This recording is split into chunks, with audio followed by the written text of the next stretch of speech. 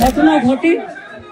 আমি সেদিন ঝাড়গ্রামে ছিলাম, কিন্তু আমার কাছে যখনই কলকাতা পুলিশ কমিশনার খবরটা দেয়, আমি সঙ্গে সঙ্গে তাকে বলি যে এটা খুব নক্কারজনক ঘটনা এবং খুবই বেদনাদায়ক ঘটনা।